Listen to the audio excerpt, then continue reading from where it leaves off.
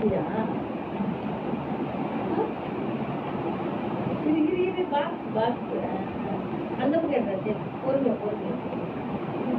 அவ்வளோதான்.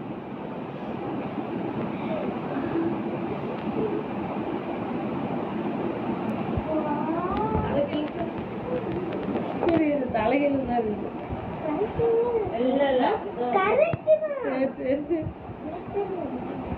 பாருங்க, எனக்கு தெரியும், எனக்கு தெரியாதான்னு கேக்குறான்.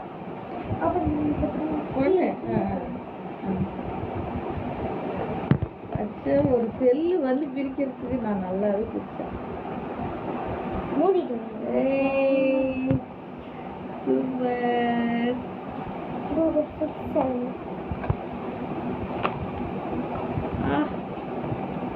அதுக்கான சார்ஜர் அது.